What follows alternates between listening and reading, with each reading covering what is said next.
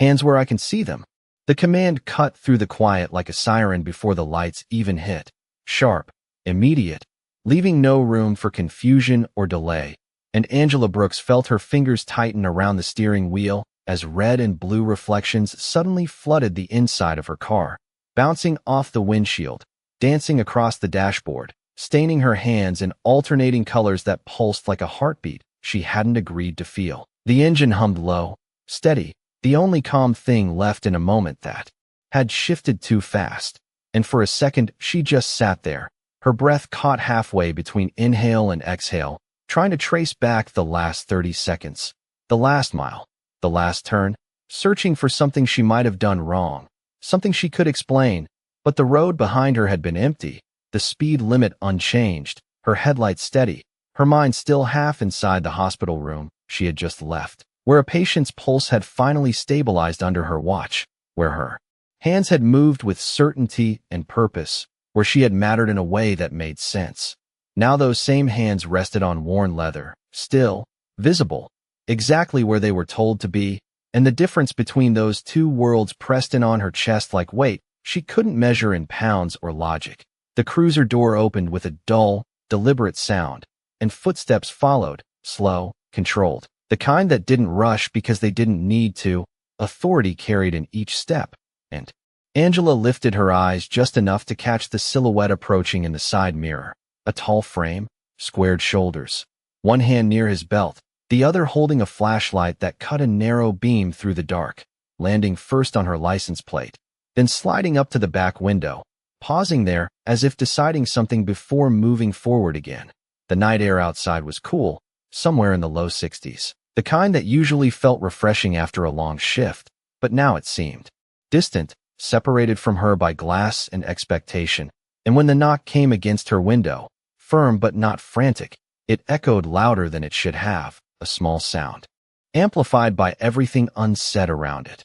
Angela lowered the window slowly, the electric motor whining just enough to fill the silence, and the beam of light followed the movement, settling briefly on her face, not blinding but invasive, like a question asked without words, and she met it without flinching, her expression steady, her posture straight. Because she had learned long ago that how you held yourself could be read before anything you said.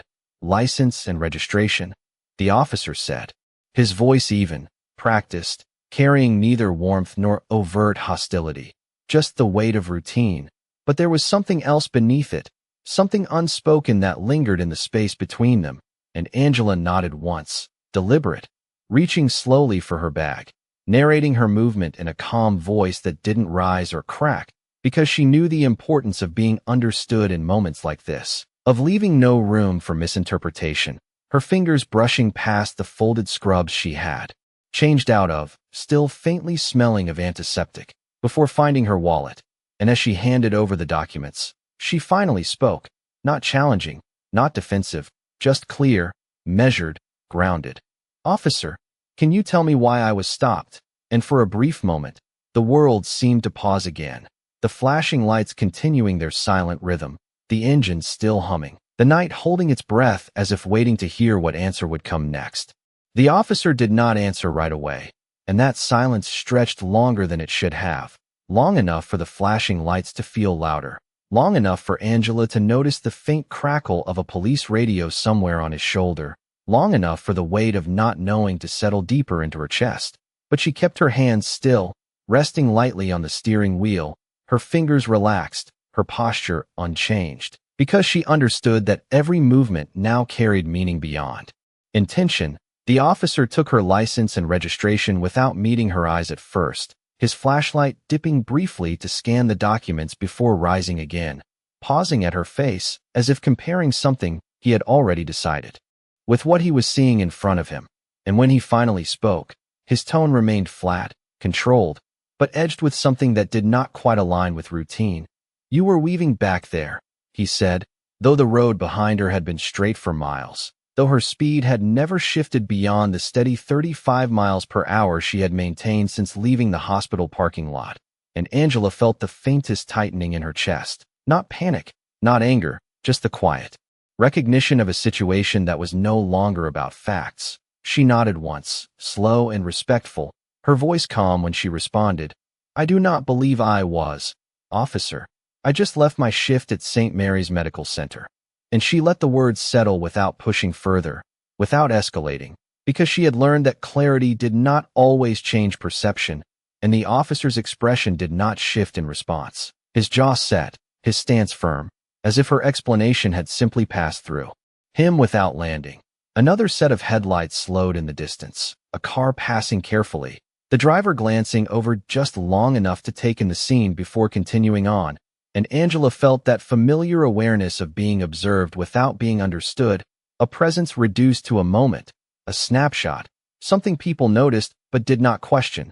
The officer stepped back slightly, raising his radio, his voice lowering as he spoke into it, requesting a check, his words clipped and procedural, and the sound of static answered before a distant voice began reading back information, numbers, confirmations, everything sounding official, structured, certain in a way that the situation itself did not feel.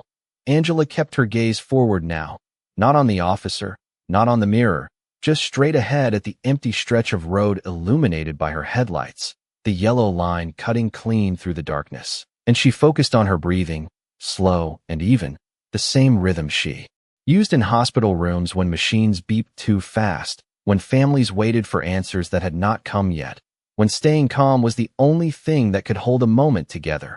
She thought briefly of the patient she had just left, of the steady rise and fall of his chest, of the quiet relief that had filled the room when the crisis passed, and the contrast struck her without warning, how quickly control could shift, how fragile it could be outside of places where rules were clear and purpose was shared.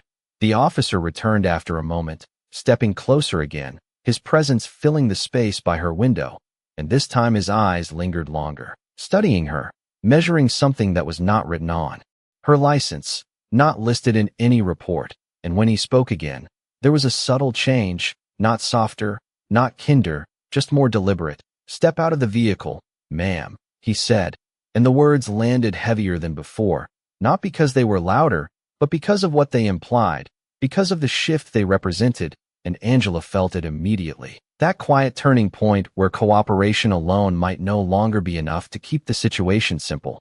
But she did not argue. She did not hesitate. She simply nodded again, slow, controlled, her hand moving to the door handle with visible care, every motion intentional, every second stretched thin under the watch of red and blue light, as the night seemed to close in just a little tighter around them. The door opened with a soft mechanical click, and Angela stepped out into the night air slowly, carefully, her movements measured in a way that felt almost rehearsed, though nothing about this moment had been planned. The cool air brushing against her skin as the flashing lights painted the pavement beneath her feet in restless color, red sliding into blue, blue into red, over and over again like a silent warning that never quite ended. And she kept her hands visible just as she had been instructed, raising them slightly away from her body, not too high, not too sudden, just enough to show compliance without inviting misunderstanding. The officer shifted his stance as she stepped out, creating a small distance between them that felt larger than it was, his posture firm, his attention fixed on her with a focus that went beyond routine procedure. And Angela could feel that attention the way one feels heat from a nearby flame. Not touching, but present, constant, shaping every second. "Turn around for me," he said, his voice steady, and she did not question it, did not hesitate. She simply turned, slow and deliberate, her eyes lowering briefly to the asphalt beneath her shoes, the texture of it sharp and uneven under the glow of the patrol lights, grounding her in something real while everything else felt uncertain. Another patrol car pulled up behind the first, its engine idling low, its lights joining the rhythm. Already in motion, doubling the brightness, doubling the sense that this moment had grown beyond its original shape, and Angela heard a second door open, another set of footsteps, another presence entering the space without introduction, without explanation, and still she remained silent, her breathing steady, her shoulders relaxed, because she understood that calm was not just a choice now, it was a necessity. "Have you had anything to drink tonight?" the officer asked, and the question hung in the air with a weight that did not match her reality. and she answered clearly, without defensiveness. "No, sir." Her voice even, grounded, carrying no trace of agitation, just truth. But the officer did not acknowledge the answer beyond a slight nod that did not confirm belief or disbelief, only continuation. A car passed again, slower this time, the driver's gaze lingering longer, headlights briefly illuminating Angela's face before fading into the distance. And for a moment, she felt the strange duality of being both visible and unseen, watched but not understood, present but not fully recognized.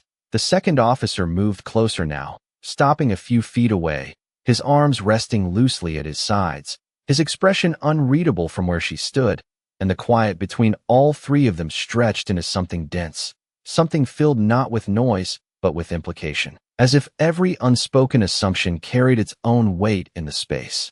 Angela kept her focus on a fixed point. Ahead, somewhere beyond the flashing lights, beyond the road, beyond the moment itself, and she let her mind settle into the same place she found during long hospital nights when uncertainty pressed in from all sides, when answers were delayed, when patience was the only way through. "We are going to run a few checks," the first officer said, his tone unchanged, procedural, and Angela nodded once, slow, acknowledging the statement without resistance, though the situation had already moved far beyond what felt like a simple check, and she could feel that shift not in words but in atmosphere, in the way time stretched, in the way every second seemed to hold more than it should. She clasped her hands loosely in front of her, not crossing her arms, not making any sudden motion, just standing there under the alternating glow of red and blue, her shadow moving with each pulse of light, growing and shrinking against the pavement. And in that moment, she realized how quiet everything else had become, how the world beyond this small stretch of road had faded into the background, leaving only the sound of engines, the faint crackle of radios, and the steady rhythm of her own breath as she waited, not knowing what would come next, but refusing to let uncertainty take control of the only thing she still owned completely, her composure. The seconds stretched, not fast, not slow, but heavy, as if time itself had decided to linger in this narrow space between uncertainty and assumption. And Angela stood exactly where she had been told, her hands still visible, her posture unchanged, the steady rise and fall of her breathing the only rhythm she allowed herself to focus on while the world around her continued its quiet inspection. The first officer shifted his weight slightly, glancing toward his partner before looking back at her, his eyes narrowing just enough to suggest he was still searching for something that had not yet revealed itself. And without raising his voice, he spoke again. "Do you mind if we take a look inside your vehicle?"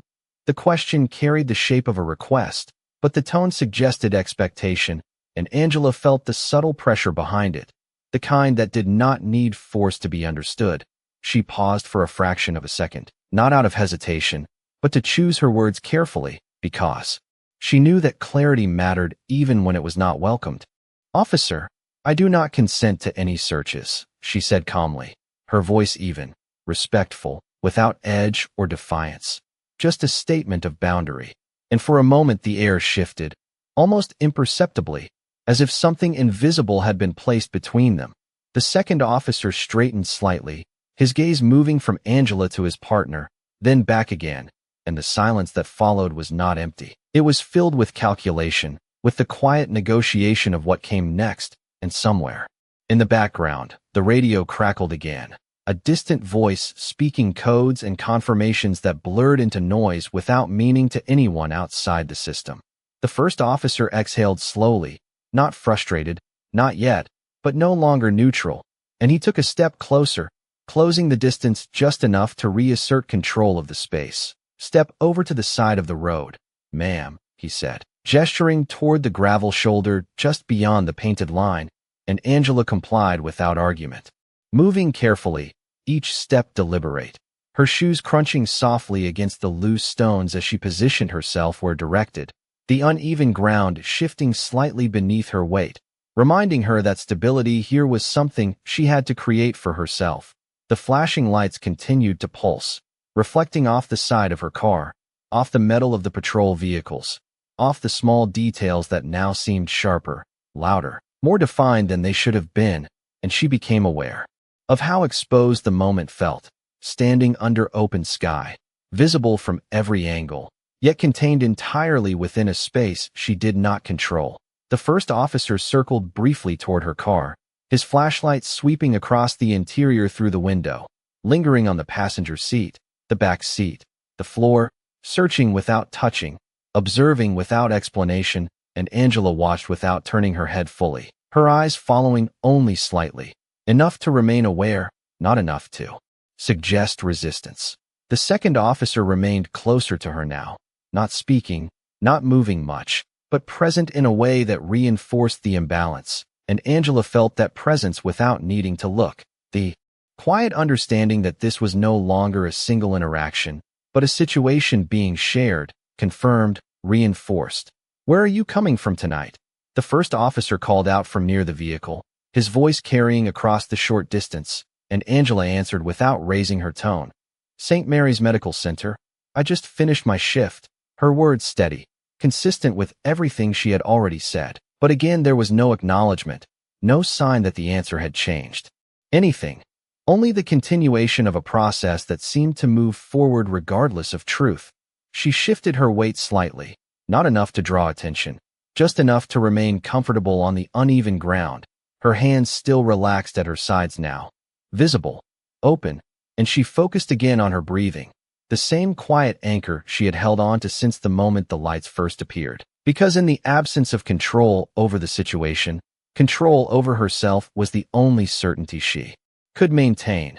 And as another car passed in the distance, its headlights briefly cutting through the scene before fading away, Angela realized how isolated this moment truly was, how everything beyond this stretch of road had continued without pause, while here, under flashing lights and watchful eyes, time had slowed into something else entirely. Something that felt less like minutes passing and more like a test of how long composure could hold under pressure that never needed to raise its voice to be felt.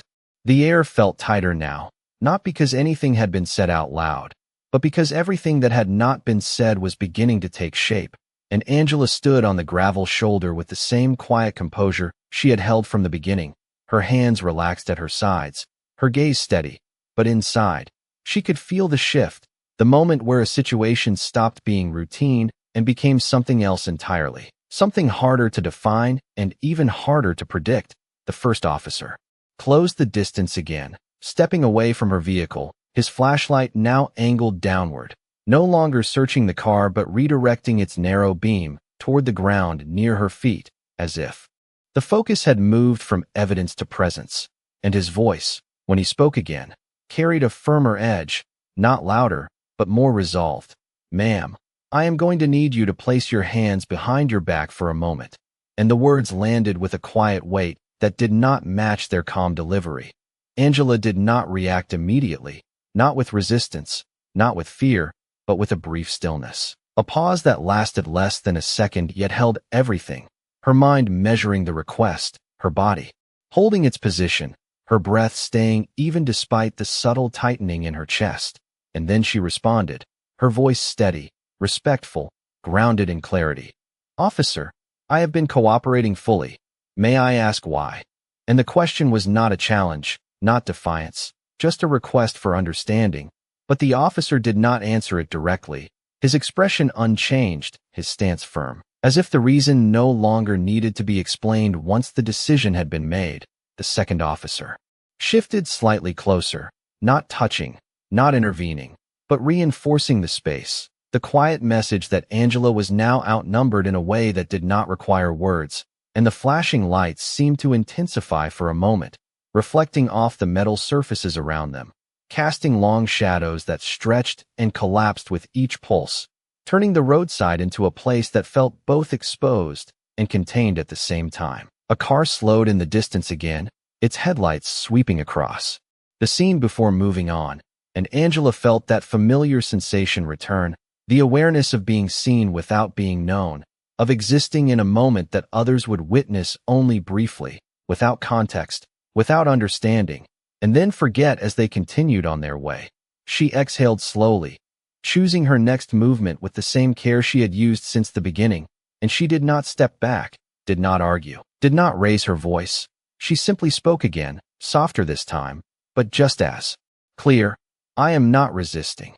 And then, with deliberate calm, she began to move her hands, slowly bringing them behind her back exactly as instructed, every motion controlled, visible, intentional, leaving no room for misinterpretation, because she understood that now more than ever, how she moved mattered as much as what she said. The officer stepped closer as she complied, his presence filling the space behind her, not aggressive, not rushed, but firm, procedural, and Angela felt the shift in proximity, the change in distance that made the situation feel more confined, more immediate, and yet she did not tense, did not pull away. She remained steady, grounded, holding onto the same internal balance that had carried her through long nights in hospital rooms where uncertainty had been just as real, just as heavy, but never allowed to take control. The radio crackled again, louder this time. A burst of static followed by a voice that was not fully clear, words partially lost in interference, and the first officer paused for a fraction of a second, his attention flickering toward the sound, just enough to register it, just enough to suggest that something beyond this moment was trying to enter it. And Angela noticed that pause, small as it was, because in a moment defined by control, even the slightest interruption carried meaning. And as she stood there, hands now behind her back, posture still straight, breath still steady, she realized that the situation had reached its peak, that everything up to this point had been building toward this exact second, where choice had narrowed, where perception had taken over, and where the outcome no longer depended on facts alone, but on something far more fragile, far more human, and far more difficult to predict. The moment did not explode. It settled, heavy and quiet, like a weight placed gently but firmly on everything around them, and Angela stood with her hands behind her back, not rigid, not collapsed, but balanced in a way that came from years of holding steady when everything else felt uncertain.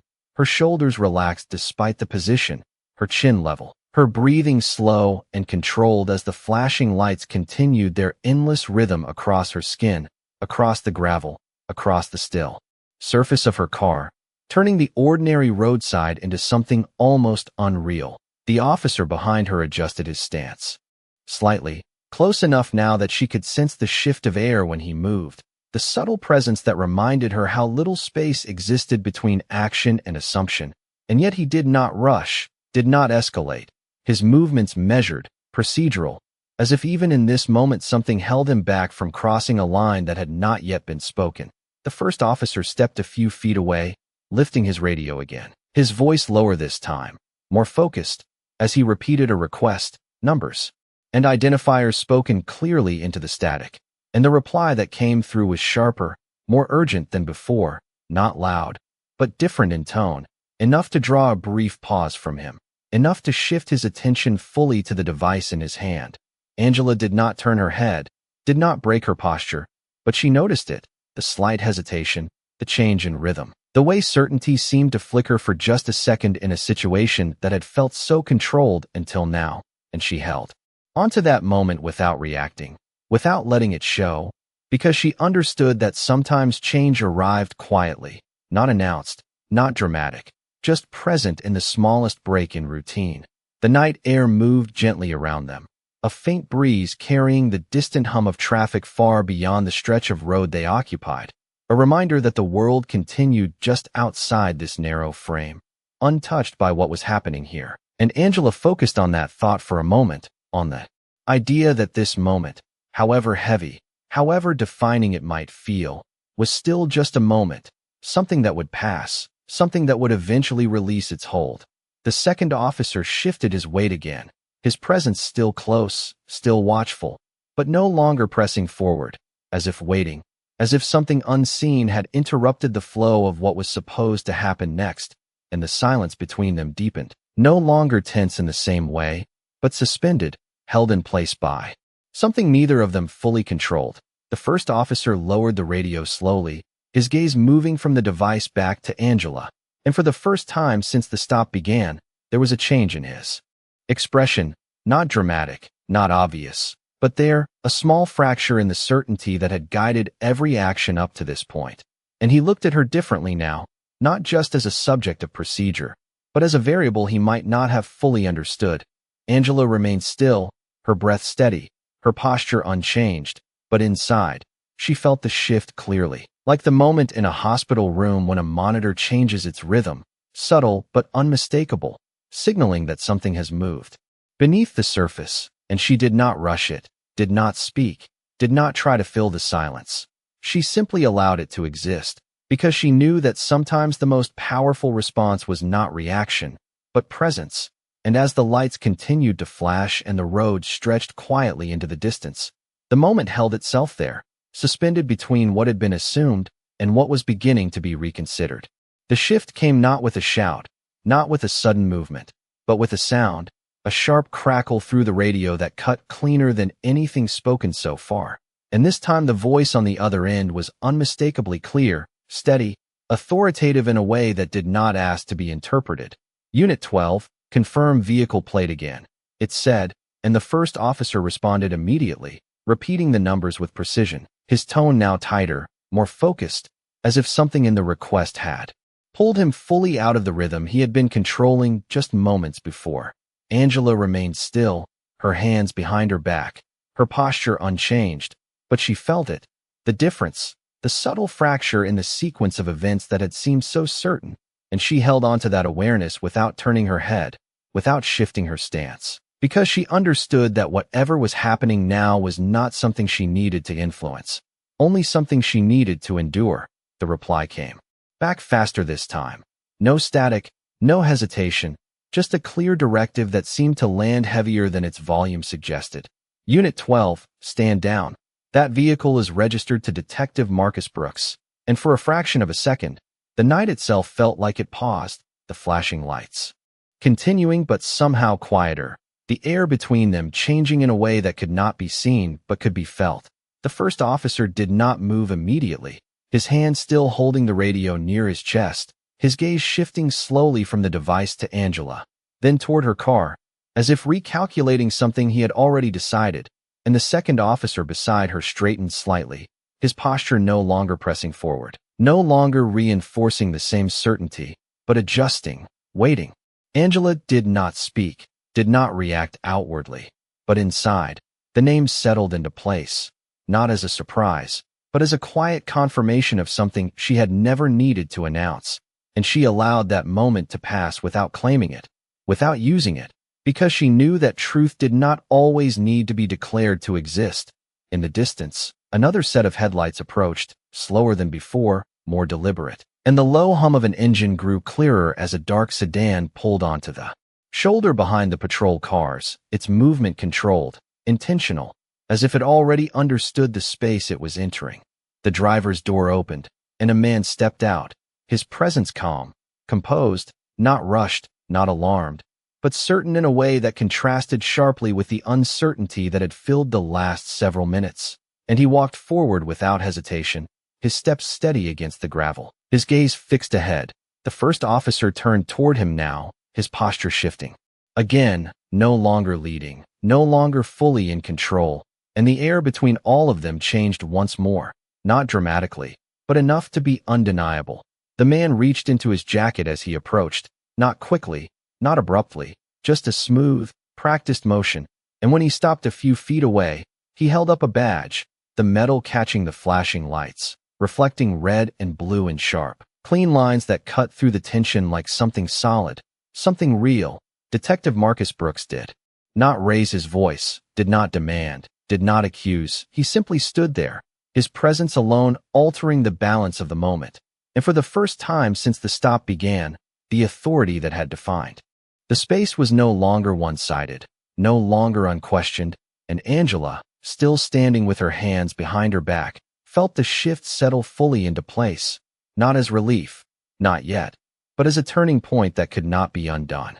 The silence that followed did not break. It shifted, reshaping itself around a new center of gravity, and the flashing lights that had once felt dominant now reflected differently, catching on the edge of the badge in Marcus Brooks' hand, turning it into something undeniable, something that did not need to raise its voice to be understood, and the first officer lowered his radio slowly, his posture adjusting in small, controlled movements that revealed more than any apology could have. his shoulders no longer squared in the same rigid certainty, his stance no longer pressing forward but holding back, recalibrating. Marcus did not step closer right away. He did not rush into the space or claim it. He simply stood where he was, steady, composed, his presence measured in the same way Angela's had been from the beginning. And when he finally spoke, his voice was calm, even, carrying neither anger nor accusation, only clarity. Is there a reason my wife is being detained? And the question settled into the air with a weight that forced an answer, not because it was loud, but because it was precise. The first officer cleared his throat slightly, a small sound that felt louder in the quiet, and he glanced briefly toward his partner before responding, his tone no longer as flat as before, now edged with something closer to caution. We conducted a traffic stop due to suspected lane deviation, he said. The words structured, official, but lacking the certainty they had carried earlier, and Marcus held his gaze for a moment, not challenging, not aggressive, just present, allowing the explanation to exist exactly as it was without interruption. The second officer stepped back half a pace, subtle but visible, his position no longer reinforcing pressure but easing it, and the space around Angela shifted again, opening slightly, the tension no longer tightening inward but beginning, slowly, to release. Marcus glanced briefly toward Angela, his eyes steady, grounding, a silent check that required no words, and she met that look without turning her head fully, her posture still composed, her hands still behind her back, but the steadiness between them spoke clearly enough. Has she been informed of the reason she was asked to exit the vehicle? Marcus asked next, his tone unchanged, and the first officer hesitated for a fraction of a second, just long enough to register, just long enough to confirm what had not been done, and he shifted again, his hand moving slightly as if to reset the moment. Ma'am, you are not under arrest, he said, directing the words toward Angela now, though they felt as much like a correction as a statement. And the officer behind her moved carefully, stepping back to give space, his presence no longer close, no longer pressing. And Angela felt the air change immediately, the distance returning, the pressure lifting in a way that did not need explanation. She brought her hands forward slowly, deliberately, not rushed, not reactive, just controlled. The same composure she had held throughout now extending into this moment of release. And she did not speak, did not rush to fill the silence. She simply stood there, grounded, allowing the shift to complete itself without interference. Marcus lowered his badge slightly but did not put it away. Not yet, his posture still calm, still steady, and the first officer took a small step back, creating space that had not existed before, his voice quieter now, more measured. You are free to go, he said, and though the words were simple, their weight carried everything that had changed, everything that had been reconsidered, and everything that could not be undone. And in that moment, under the fading rhythm of red and blue light, authority no longer stood unchallenged, it stood corrected. The lights did not turn off immediately. They faded in importance, their red and blue rhythm still pulsing against the road, but no longer defining the moment, no longer holding the same authority over the space. And Angela stood where she was for one quiet second longer, not frozen, not hesitant, just allowing her body to register the shift fully, the return of distance, the return of control, the return of something that had never left her but had been pressed into silence. Her hands rested naturally at her sides now, no longer positioned for compliance, no longer held in anticipation, and she drew in a slow breath that felt deeper than the ones before, not because it was different, but because now it could be, because now nothing was demanding it stay measured. Marcus stepped closer then, not quickly, not urgently, just enough to stand beside her. His presence no longer an interruption to the scene but part of it, steady, grounded, and he did not reach for her, did not speak immediately, he simply stood there, aligned with her, and that quiet alignment carried more meaning than any reassurance could have. The first officer moved back toward his vehicle, his steps controlled but no longer firm in the same way, his posture reflecting something internal, something reconsidered, and the second officer followed, both of them returning to positions that felt less like command and more like retreat, though no word was used to name it. Angela turned slightly toward her car, her gaze resting briefly on the familiar shape of it, the soft reflection of the streetlights along its surface, the quiet reminder that this had always been her space, her path, her direction, and she began to walk toward it, each step even, unhurried, her shoes pressing gently against the gravel before meeting the smooth pavement again, the transition subtle, but grounding. Marcus walked with her, not leading, not guiding, just present at her side, and as they reached the driver's door, he opened it without a word, a simple gesture that carried no urgency, no tension, just normalcy returning piece by piece.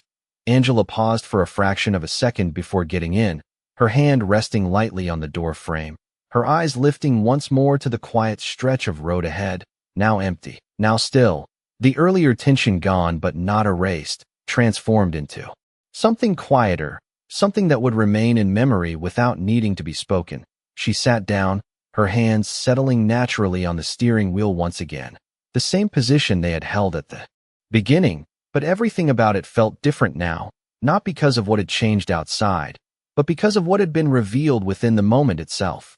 Marcus closed the door gently, the sound soft, final in a way that did not demand attention, and he stepped back, his badge now lowered, no longer needed to define the space, no longer required to balance it. The patrol cars remained for a moment longer, their lights still flashing, but as Angela started the engine, the hum returning to its steady, familiar rhythm. One of the cruisers slowly turned off its lights, the red